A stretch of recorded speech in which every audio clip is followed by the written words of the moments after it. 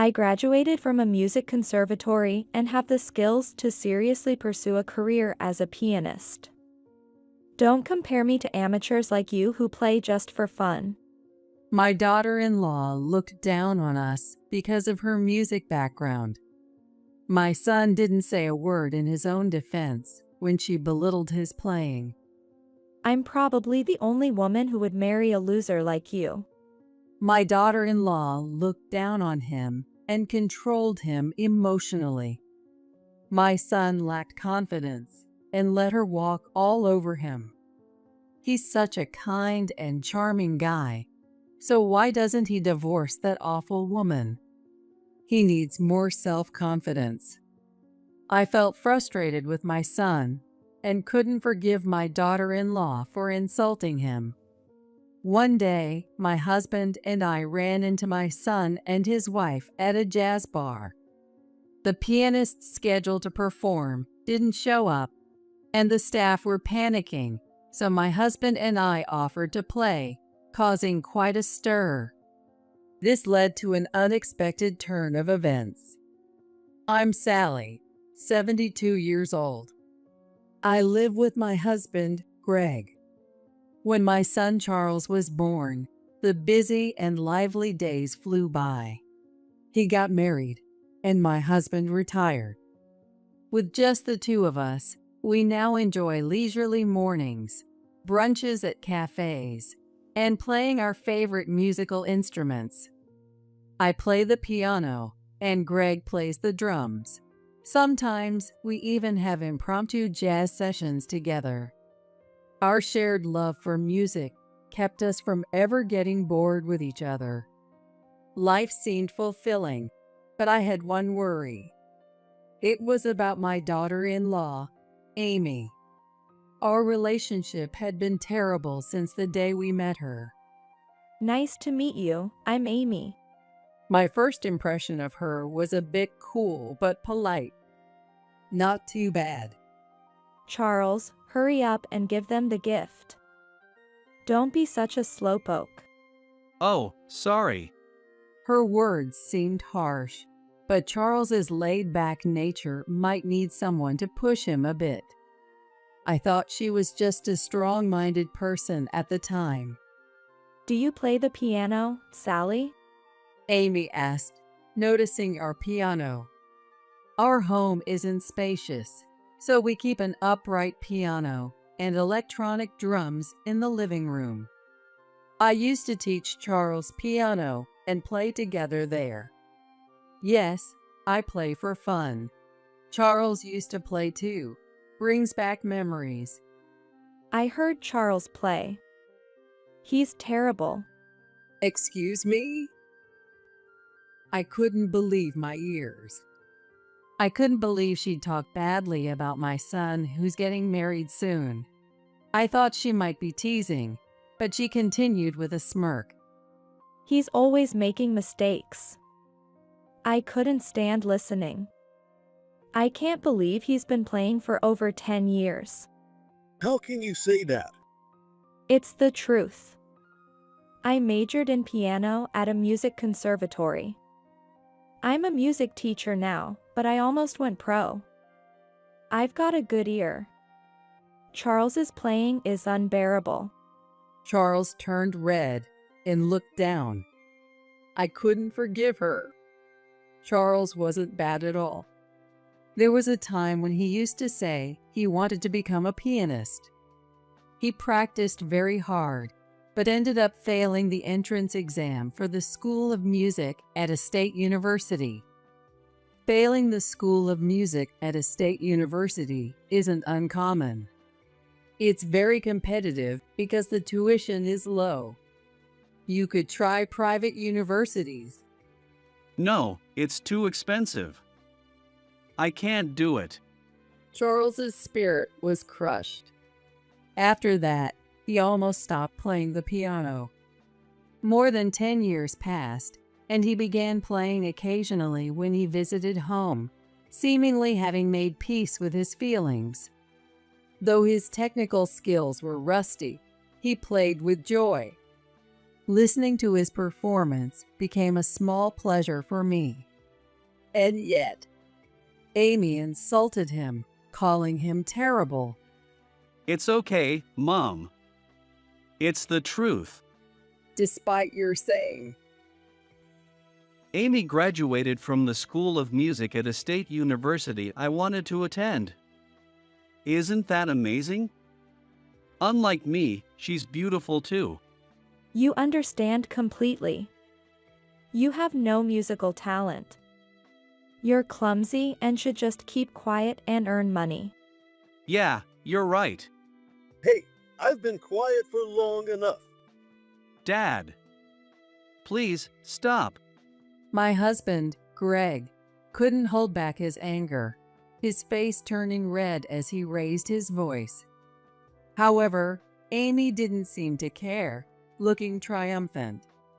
Charles desperately tried to stop Greg, who, though silent now, still looked dissatisfied. I was simply stunned. Could someone behave so poorly at a marriage greeting? There seemed to be no love for my son. Charles, are you really going to marry Amy? Yeah. Amy is the only one who would marry someone like me. That's not true. It is true. I have no one but Amy. Charles's cry was full of pain. He had always been humble, but had he ever been this lacking in self-confidence? Amy smiled with satisfaction at Charles's words. Despite my objections, Charles insisted on marrying Amy, and they registered their marriage. Since then, Charles has been under Amy's thumb. She refused to do housework, claiming it would roughen her hands, leaving all chores to Charles after he came home from work. He sometimes called to say he was struggling, but when I suggested he leave her, he always refused. I couldn't understand Charles's feelings. But then, a shocking event occurred. That day, I had come to buy a birthday present for Greg. Since turning 70, my knees had started to hurt, making walking difficult, so Charles drove me. We were walking through the shopping center, planning to choose something together, when we saw a familiar figure. Is that Amy? Charles muttered. Amy was walking arm in arm with a man. That's really her. Do you know that guy? No, I don't. Does she have any siblings? She's an only child. Charles turned pale. As soon as I understood the situation, I quickly stepped out from behind the cover. Hey, Amy, who's this man? What are you doing here? Never mind us. I'm asking what kind of relationship you have with that man. Oh, I'm out of here. Yeah. See you. The man who was arm in arm with Amy quickly left, and she waved at him, looking disappointed. And then Amy sighed and crossed her arms. Could you not interfere, please? Interfere? Are you having an affair? And if I were? What? What do you mean? Will you divorce me? I don't mind. Amy showed no remorse, standing there confidently. Her unexpected attitude left me at a loss. I looked at Charles, who was staring at the floor, his eyes wandering. Amy approached him and put her arm around his shoulder. Are you okay with a divorce? No one else would marry a boring, clumsy man like you. Hey, how can you say that to Charles? Because it's true. You should be grateful I married you despite your zero experience with women before me. Would you be okay with a divorce? Being lonely in your old age? That's not. Amy spoke to Charles, her hand on his shoulder. Her tone was almost like she was brainwashing him. And didn't you want to marry someone who could play the piano? A family that loves music? You won't find anyone else who's good at piano and beautiful like me, right? Yeah, you're right. Charles, don't listen to her. You're a wonderful person. Have more confidence. Who do you think is right, Sally or me? If you divorce now and end up alone, your future is bleak. Sally will probably pass away before you. She doesn't care about what happens to you after that. That's not true. Sure, you don't have siblings, but you have friends, and you might meet someone nice. And if you can't remarry, it'll be Sally's fault. Living alone in old age, that's just sad. Amy's words were absurd, making Charles believe he couldn't live without her and controlling him. I knew I had to make him leave Amy, so I raised my voice. Charles, you really should break up with her. I'm sorry, Mom. I'm not breaking up with her. Why not? You wouldn't understand, Mom. You can do anything. You're good at cooking, and you play the piano. No matter how hard I tried, I could never surpass you. Charles slumped, staring at the ground. I never realized I was pushing him so hard. I'm not that great at cooking, and even though I kept my professional past a secret, I'm not an extraordinary person. But Charles compared himself to me and lost more and more confidence. See? Sally never noticed how hurt Charles was. I'm the only one on his side. Let's go. Wait, Charles, let's talk this through. Charles turned away, letting Amy lead him by the hand. He walked away. I stood there shocked. When I told Greg about it, he turned red with anger. What the hell is that? Sally, you're not to blame at all. It's all Amy's fault. But I never realized how hurt Charles was. If I'd paid more attention to him earlier, he wouldn't have lost so much confidence. Then, I'm guilty too. Tears welled up in my eyes. Charles had always been shy and struggled to express his feelings. I thought waiting until he was ready to talk was best, but maybe I was wrong. I couldn't forgive myself for unintentionally hurting him. Sally, we need to talk this through with Charles. It's not about who's to blame. Greg tried his best to comfort me, but my mood didn't improve. A few days later, I was still troubled about Charles. Around that time, my husband, who had gone shopping, came back with a flyer. Sally, listen to this. A famous pianist, Martin, is coming to the nearby jazz bar. What? Martin is coming?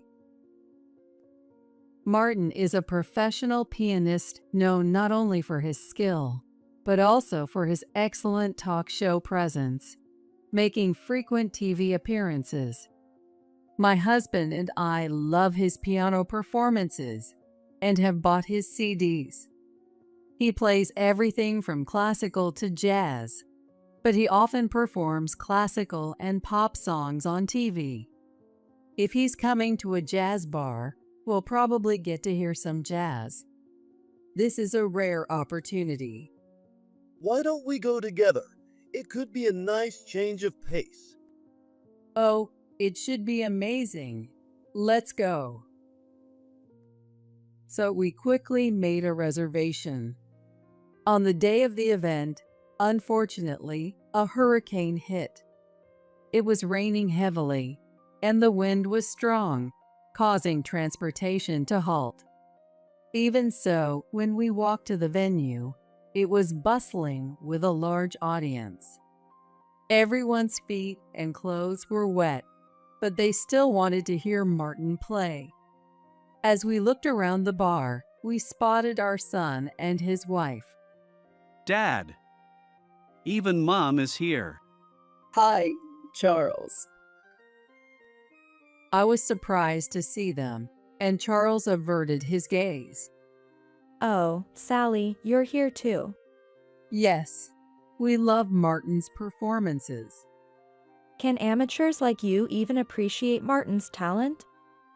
He taught me as a special instructor when I was in music school. Impressive, right? Oh, right. Amy was bragging, smiling smugly. It irritated me, but I didn't want to cause a scene and spoil the chance to hear Martin play. I held Greg's hand to stop him from arguing back. Just then, the room started to buzz. The staff seemed to be in a hurry. Then the owner took the stage and deeply apologized. We are very sorry. Due to the typhoon, Martin's arrival has been delayed. It will take at least an hour and a half for him to get here. We ask for your patience. You've got to be kidding. We came all this way in terrible weather. Yes. What are we supposed to do in the meantime? There were boos from the audience. We came all this way for nothing. We can't wait an hour and a half, even if a meal is included. Amy complained, too. Some people started to leave, even though this was a rare chance to hear Martin. I couldn't stand it and suggested to my husband, "Let's go and perform." What did you say? We perform? Yes, we can fill the time until Martin arrives. Are you serious? People came here to hear a professional. They'll boo you off the stage.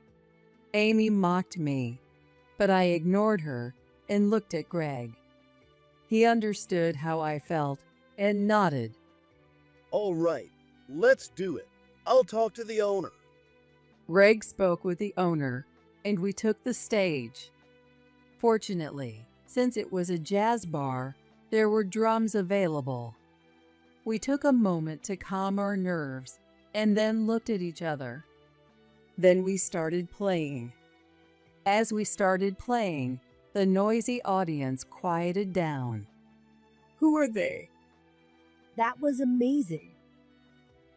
Before we knew it, even the audience about to leave had sat down and were engrossed in our performance. Feeling encouraged by their reaction, my husband and I started adding some improvisation and engaging the audience, making them laugh. At that moment, I made eye contact with Charles. He looked at us in surprise. Feeling excited, I walked over to Charles and took his hand. Mom? What are you doing? Let's play together. What? But, Music is all about having fun. The song was When You Wish Upon a Star, which we used to play together when he was in elementary school. Greg was ready on the drums, waiting for us to start. Don't worry, just follow my lead. Despite his nervousness, Charles placed his hands on the piano keys. And then he started playing the piano. He must have remembered the song from all the practice he did back then. I smiled as I watched him play smoothly. Cheers and applause came from the audience. With the positive response, Charles's expression brightened, and he played the piano happily.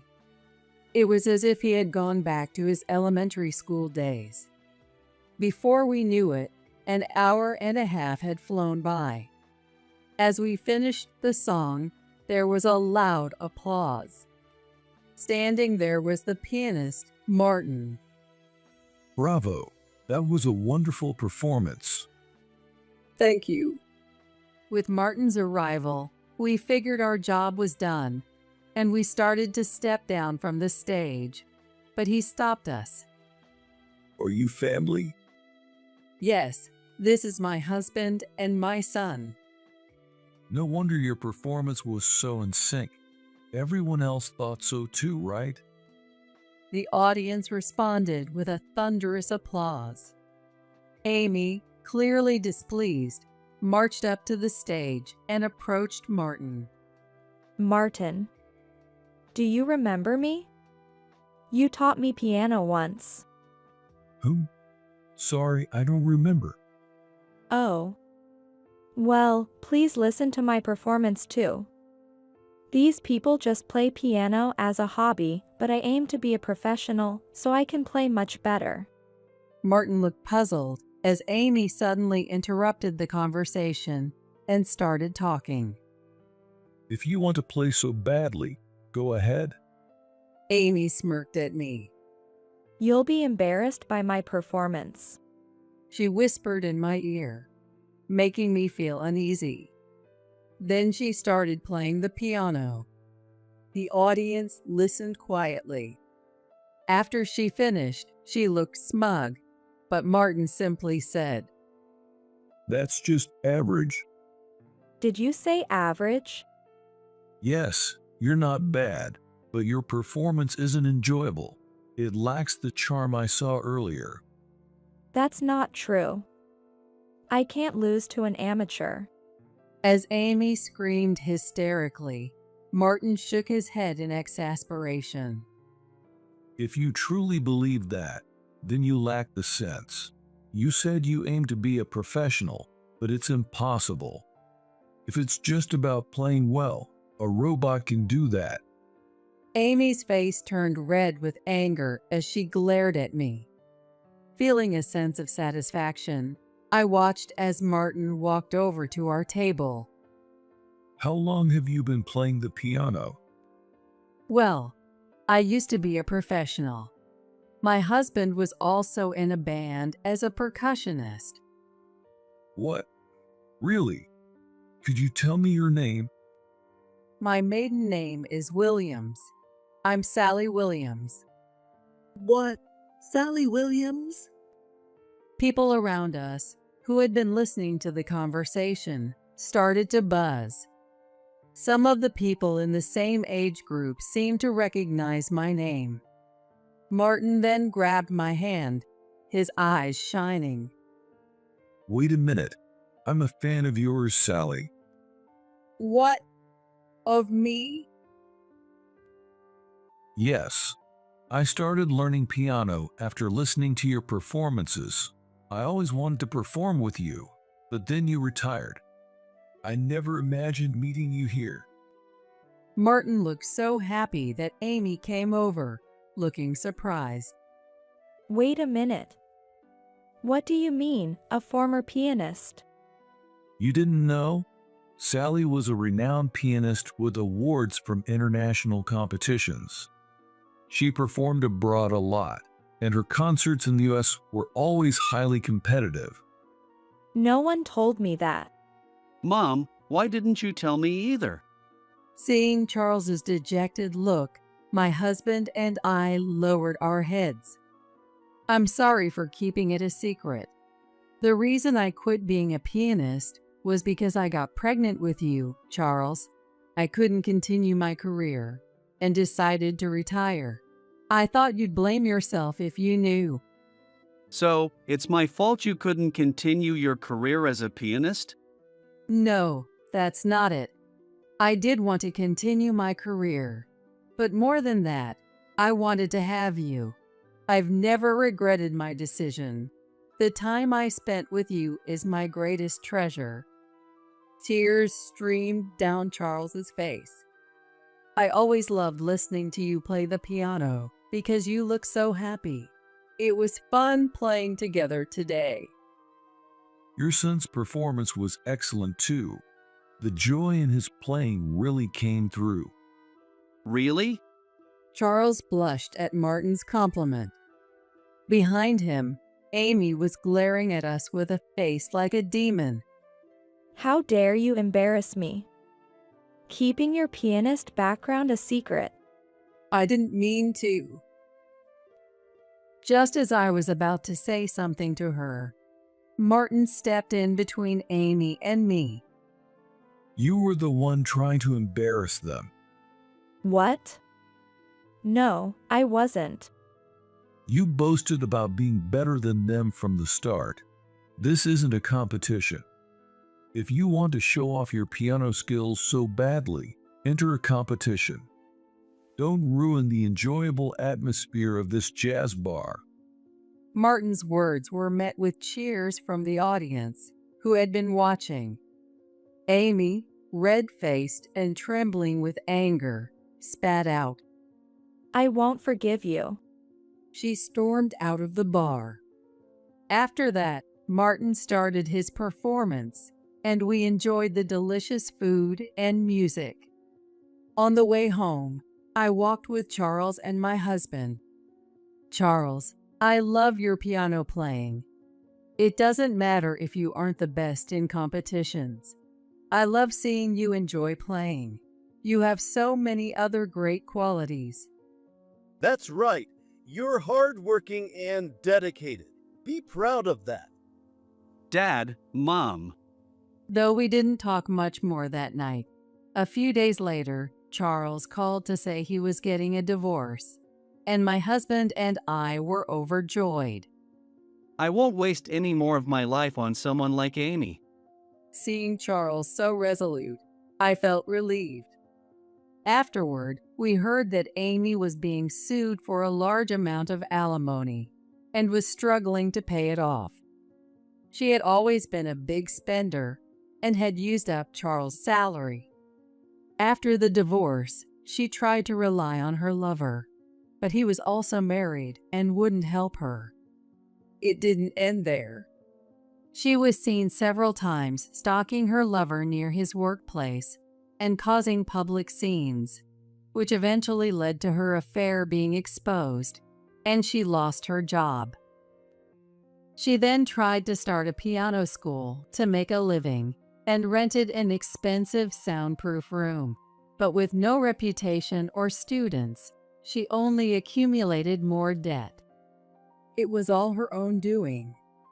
After the divorce, my son gained confidence and happily talked about going to concerts with a woman who also loves music. I was overjoyed to see such a change in him. And what made me happiest was that we started playing music together again. I'm sure there's a woman out there who will appreciate his qualities. I wholeheartedly wish for my son's happiness in the future.